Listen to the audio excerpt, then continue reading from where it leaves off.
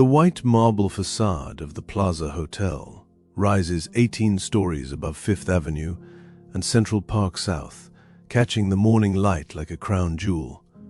For over a century, this French Renaissance palace has stood at one of Manhattan's most prestigious corners, welcoming presidents and movie stars, hosting legendary parties and scandalous affairs. But beneath the gilded chandeliers and marble floors lies a darker story, one stained with blood, bankruptcy, and betrayal. The Plaza Hotel is not simply a building.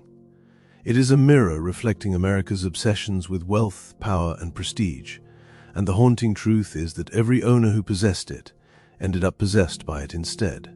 October 1st, 1907, marked the grand opening of the Plaza Hotel, and from that very first day, nothing would ever be ordinary within its walls.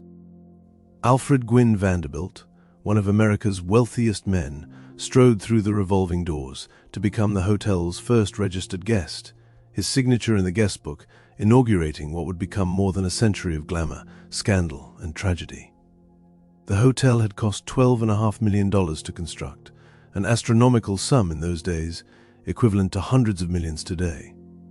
Architect Henry Janeway Hardenberg, who had already designed the Dakota apartments where John Lennon would later be murdered, created a masterpiece of opulence.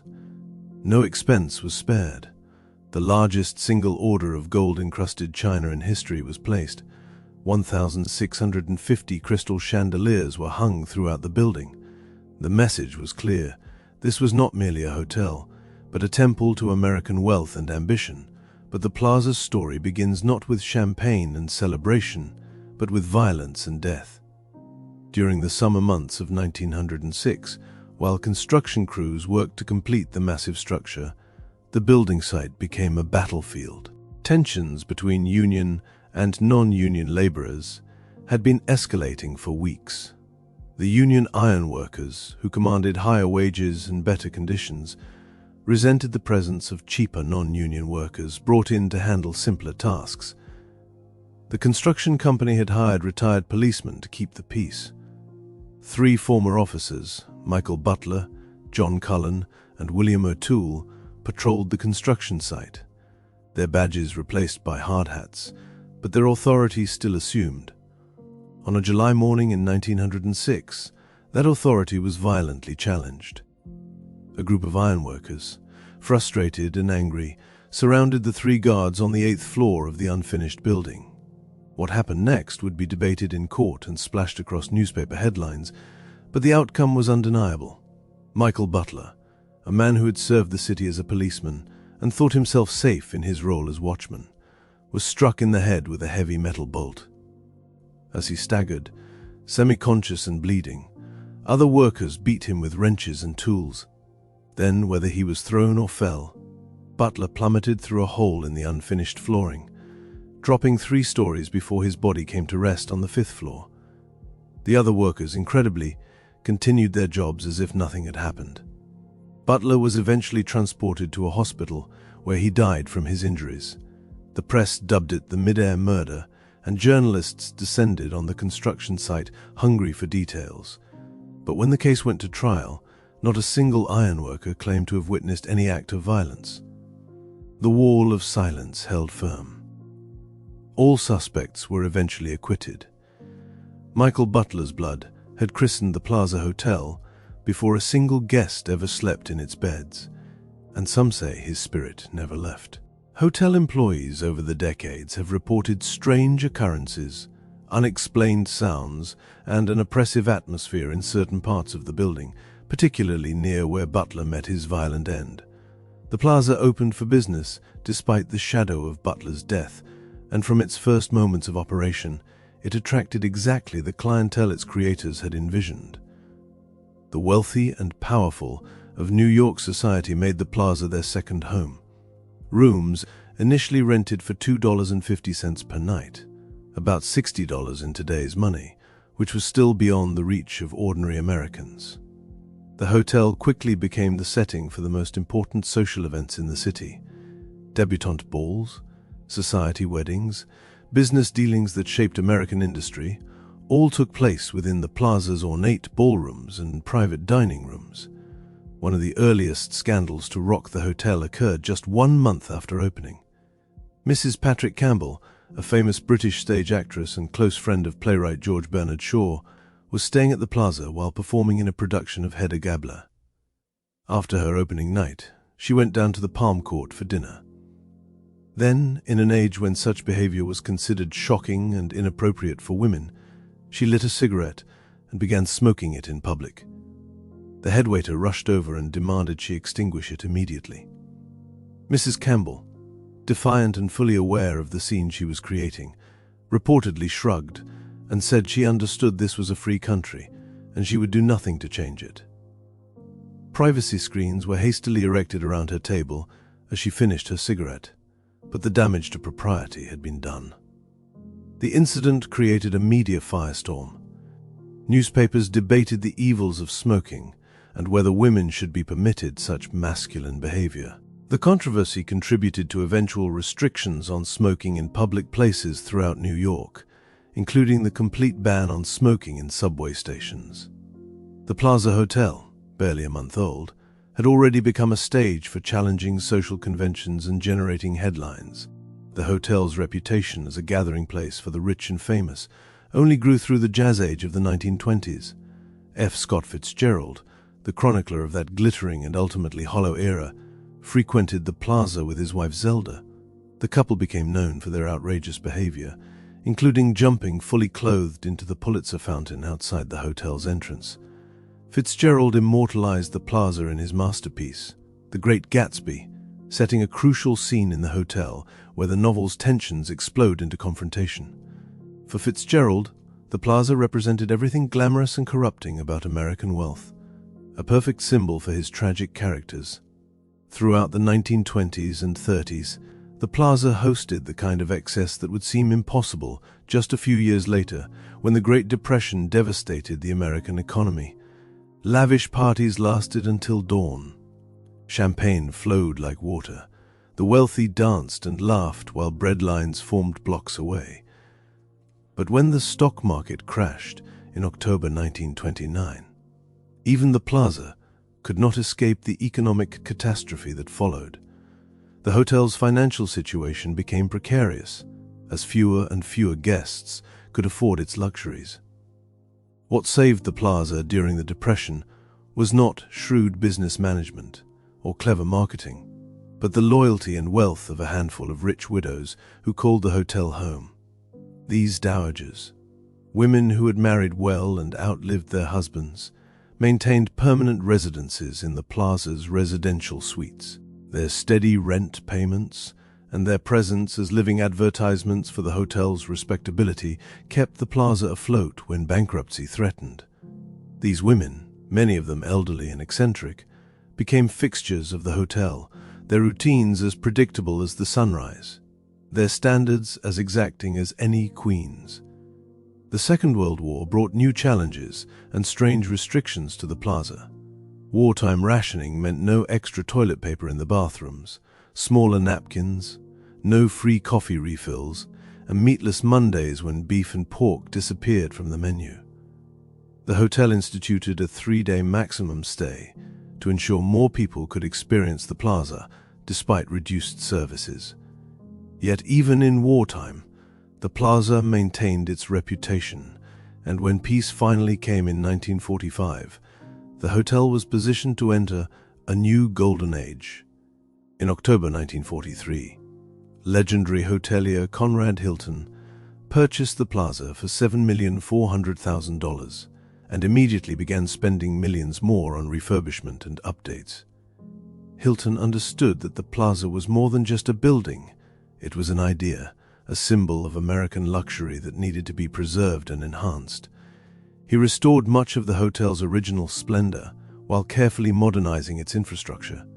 Long-term residents and loyalists initially resented the changes, seeing them as violations of tradition, but as the hotel's service and reputation improved, even the skeptics came to appreciate Hilton's vision. If you're fascinated by the dark secrets and scandalous history of America's most iconic landmarks, make sure to subscribe to our channel. We dive deep into the untold stories that shaped the buildings and places we think we know. Hit that like button and stay with us as we continue unraveling the twisted tale of the Plaza Hotel and the moguls who tried to possess it. The 1950s and 60s saw the Plaza cement its status as a cultural icon. In 1955, author Kay Thompson published Eloise, a children's book about a precocious 6-year-old girl who lives at the Plaza Hotel with her nanny. The fictional Eloise became inseparable from the real hotel, and generations of children grew up imagining themselves running wild through the Plaza's corridors, riding the elevators, and causing cheerful mayhem. A famous portrait of Eloise hung in the Palm Court for decades, though the original was eventually stolen during a college dance and never recovered. The replacement portrait still greets guests today. The Beatles' first visit to America in February 1964 brought unprecedented chaos to the Plaza. The hotel's manager, Alphonse Salomon, initially refused to accept the band's reservation, worried about the disruption they would cause. Only after his 12-year-old daughter threw a hysterical fit did he reluctantly agree. His concerns proved well-founded. Thousands of screaming teenage girls mobbed the hotel's entrance, overwhelming police and creating a scene that today would be called a security nightmare. The Beatles occupied an entire wing to themselves, wrote the song Michelle during their stay, and when they finally departed, hotel staff discovered the band had taken every clothes hanger from the closets as souvenirs. But perhaps no single event in the Plaza's history better captured the intersection of wealth, celebrity, and social ambition than Truman Capote's black and white ball on November 28, 1966. Capote, at the absolute peak of his fame, following the publication of In Cold Blood, decided to throw what he called the party of the century. He designated publisher Katharine Graham as the guest of honor and spent $16,000, equivalent to about $120,000 today, on a single night of entertainment.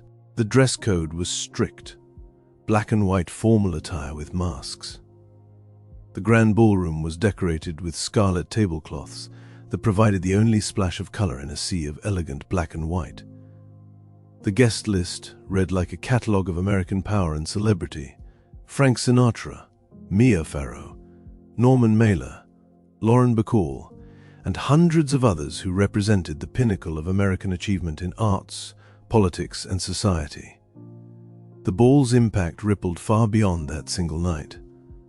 Suddenly, masked balls and black-tie galas became fashionable again among the wealthy. The Plaza's reputation as the place where important social events happened was reinforced. But for Capote himself, the black and white ball represented a peak from which he would never recover. His later years would be marked by declining health, failed relationships, and the inability to complete his next major work.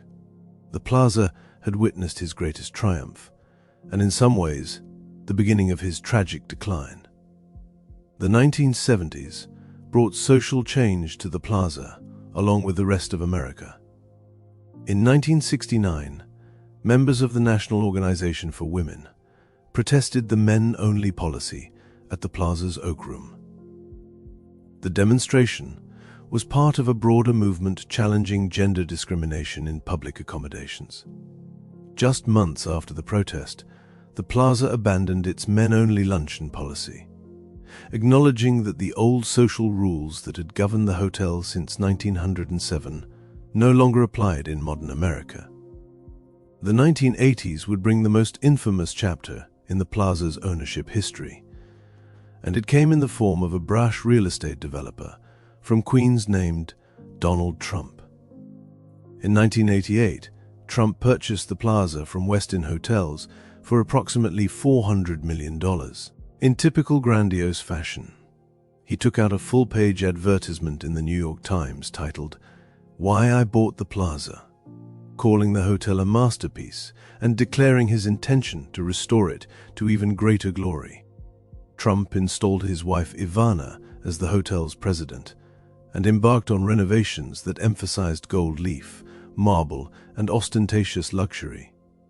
Trump's ownership of the plaza became emblematic of the excess of the 1980s, an era when conspicuous consumption reached heights not seen since the 1920s. He gilded rooms in gold leaf and made the plaza a showcase for Trump brand luxury. Celebrities and wealthy guests flocked to the newly renovated hotel. For a few years, Trump's ownership seemed like a success story, proof that his Midas touch could transform anything he purchased. But the plaza's curse, if we can call it that, soon caught up with Trump, just as it had with others who had tried to possess the hotel. Trump's buying spree in the late 1980s and early 1990s, which included Atlantic City casinos, commercial airlines, and numerous real estate properties, was financed largely with debt. When the economy soured and his creditors came calling, Trump found himself unable to service the massive loans he had taken out. In 1992, the Plaza Hotel, the masterpiece Trump had so publicly celebrated, filed for bankruptcy. It was the first and only time in the hotel's history that it entered bankruptcy protection. Trump's creditors took control of the plaza, and Trump himself lost majority ownership. His marriage to Ivana, already strained by Trump's very public affair with actress Marla Maples, ended in an expensive and highly publicized divorce. Ironically, Trump would later marry Maples in the plaza's grand ballroom on December 20th, 1993, a wedding that seemed to mock his earlier claims about the hotel being his crowning achievement. That marriage, too, would end in divorce. In 1995, Trump's creditors sold the plaza to a partnership that included Saudi Prince Al-Walid bin Talal and Singapore-based investors for $325 million, significantly less than Trump had paid. The prince and his partners would hold the property for nearly a decade before selling it to Israeli developer Elad Properties in 2004 for $675 million. Elad Properties embarked on the most controversial transformation in the plaza's history. They proposed converting much of the hotel into luxury condominiums, a move that would fundamentally alter the nature of the building. Preservationists, politicians, and the powerful New York Hotel Workers Union staged vociferous resistance. The union feared job losses. Preservationists worried about the destruction of a national landmark. Mayor Michael Bloomberg eventually negotiated a compromise that allowed some conversion, but preserved the hotel's essential character and protected union jobs. When the condominiums were finally ready in 2007, after a $450 million restoration, some buyers were in for a rude awakening. There were missing doorknobs, allegations that cheap Chinese marble had been used instead of the promised Italian stone, and carpets that appeared to be cut and pieced together rather than custom-made. Russian billionaire Andrei Vavilov paid $53.5 million for a duplex and triplex on the top floors that he planned to combine into a massive penthouse. When his wife, Mariana, arrived to tour their new home, she left in tears. Windows were small and sloped into the apartment like skylights. Drainage grates blocked their Central Park views, and a giant structural column sat in the middle of what was supposed to be an open living room. The matter was eventually settled with Vavilov purchasing only the duplex for $11 million, less than a quarter of what he had originally agreed to pay. But the most bizarre chapter in the plaza's ownership was yet to come. In 2012, Indian conglomerate Sahara India Pariwar, led by businessman Subrata Roy, purchased Elad's controlling stake in the plaza for $570 million. Roy, known in India for his trademark black vest and ever-present smile, had built a $26 billion empire that included hotels, television channels, and even a Formula One racing team. He had made his fortune running savings programs for poor and working-class Indians in villages without formal banking, becoming something of a messiah to India's unbanked population. But Indian authorities accused Roy of running an illegal $4 billion investment scheme that defrauded small investors. In February 2014, Roy was arrested and sent to Tihar jail, the largest prison complex in South Asia, one of the most feared facilities in India. The court ordered Roy to raise $1.6 billion to repay investors as a condition of his eventual release. To raise that money, Roy would need to sell his prized properties, including the Plaza Hotel and the Grosvenor House in London. The surreal spectacle that followed defied belief. The Indian courts allowed Roy to set up an office in an air-conditioned conference room within Tihar prison. There, 7,000 miles from New York, the owner of America's most famous hotel worked with 3 secretaries to try to negotiate the sale of his properties. Roy conducted business from a prison cell, attempting to manage a global real estate empire while surrounded by criminals and guards. It was a scene that seemed impossible, yet it was absolutely real. The Plaza Hotel, that symbol of wealth and privilege, was being managed by a man locked in a South Asian prison on fraud charges. Roy's imprisonment created years of uncertainty and chaos around the plaza's ownership. Several potential buyers emerged, only for deals to fall apart. In 2016, after Roy defaulted on loans, billionaire Reuben brothers from Monaco, who held the mortgage, stepped in and paid more than $800 million to Bank of China, giving them control of the debt and the right to foreclose. An auction was scheduled, then cancelled, then rescheduled. Various parties claimed they had deals in place. Lawsuits flew back and forth. Through it all, the plaza remained open, serving guests and hosting events while its ownership remained in a state of suspended animation. Prince Al-Walid bin Talal, who had maintained a minority stake in the hotel since 1995, found himself caught up in his own scandal. In November 2017, he was arrested in Saudi Arabia as part of Crown Prince Mohammed bin Salman's anti-corruption crackdown. Hundreds of Saudi officials and businessmen were detained at a Ritz-Carlton hotel in Riyadh, held in luxury but still imprisoned. After 83 days, bin Talal was released after agreeing to pay the Saudi government $6 billion, coincidentally the exact amount that Roy owed his bondholders in India, 2 owners of the plaza, separated by thousands of miles and different legal systems, found themselves imprisoned and forced to surrender billions to secure their freedom. Finally, in July 2018, years after Roy's imprisonment began, the plaza was sold to Qatar Hospitality, a company backed by Qatar's sovereign wealth fund. The sale price was reported to be around $600 million, though the exact figures remained confidential. Roy was released on parole, but remained prohibited from leaving India. He never had the chance to stay in the hotel he owned, never walked through its marble lobby, or dined in the Palm Court. The plaza had claimed another victim, another owner who had tried to possess it, only to be possessed by the forces it represented.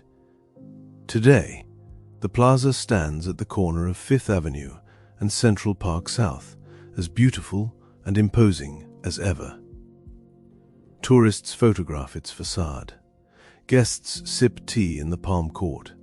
Wedding parties pose for pictures in the Grand Ballroom. The hotel has been featured in countless films, from Alfred Hitchcock's North by Northwest to Home Alone 2: Lost in New York, which featured a cameo by then-owner Donald Trump. It remains a symbol of luxury and New York sophistication, but the ghosts remain as well. Michael Butler, murdered during construction, his blood the first price paid for the building's creation. The widows who saved the hotel during the Depression, their quiet desperation masked by dignity and routine. The celebrities who partied there and then fell from grace. The owners who bankrupted themselves trying to possess a piece of American prestige. Donald Trump, who lost the hotel and his first marriage. Subrata Roy, who owned the plaza but could only see it through photographs shown to him in a prison cell 7,000 miles away. The Plaza Hotel haunts American history because it embodies our deepest contradictions. It represents the American dream of success and luxury, but it has destroyed or damaged nearly every man, who tried to own it. It stands as a monument to elegance and refinement, but it was built on blood and has hosted countless scandals. It promises permanence and stability, but its ownership has changed hands repeatedly, often in bankruptcy or disgrace. It offers glamour and escape, but it traps those who become obsessed with possessing it. The hotel's original 800 guest rooms have shrunk to fewer than 300, with prime views converted into luxury condominiums that serve as investment vehicles and tax shelters for the global wealthy. Anonymous shell companies from Kazakhstan to the Pacific Islands hide their ill-gotten gains in plaza apartments that sit empty for months at a time. The hotel has been hollowed out, its original purpose as a gathering place diminished by the transformation of rooms into private holdings that contribute nothing to the city's social life. The Plaza story is America's story in miniature. It began in optimism and violence, rose to represent the height of national achievement, survived depression and war, became a playground for excess, and eventually transformed into a vehicle for global capital and questionable financial dealings. It has witnessed the best and worst of American culture, from F. Scott Fitzgerald's doomed romanticism to Truman Capote's legendary party, to Donald Trump's gilded bankruptcy, to an Indian businessman running it from a prison cell. The curse of the Plaza, if we believe in such things, is simply this: the building demands more than anyone can give. It promises to elevate its owners to the heights of prestige and success, but that promise is an illusion. The Plaza elevates no one. It simply reveals who they already are, stripping away pretense and exposing the ambition, greed, and vulnerability beneath. Every owner who has tried to make the Plaza their masterpiece has discovered instead that they were never masters at all, just temporary custodians of a building that will outlast them all. Michael Butler lies forgotten in some cemetery, his murder unsolved and unavenged. Conrad Hilton built a hotel empire but lost the Plaza. Donald Trump filed for bankruptcy and watched his marriage collapse. Subrata Roy spent years in prison, 7,000 miles from the hotel he owned but could never touch. Prince Al-Walid bin Talal found himself detained in a 5-star prison, while his Plaza stake became entangled in legal complications. Each man thought he could possess the Plaza, and each discovered the Plaza possessed him instead. The white marble facade still catches the morning light, as beautiful as the day it opened in 1907. The chandeliers still sparkle. The marble floors still shine. Guests check in and check out, most of them unaware of the darkness that lurks in the hotel's history. But those who know, those who have studied the blood and bankruptcy and betrayal, they understand the truth. The Plaza Hotel is not simply a building. It is a monument to American ambition and the price we pay for our dreams. It is beautiful and terrible, glamorous and corrupt, inspiring and cautionary. It stands as it has always stood, waiting for the next owner who believes they can succeed where all the others failed. The next dreamer who will discover too late that the Plaza owns them, not the other way around. If you found this deep dive into the Plaza Hotel's dark history fascinating, please like this video and subscribe to our channel for more untold stories about America's most iconic landmarks. Share this with anyone who loves history, architecture, or the hidden scandals behind the places we think we know. Leave a comment telling us what surprised you most about the Plaza's story. Thank you for watching. And remember, sometimes the most beautiful places hide the darkest secrets.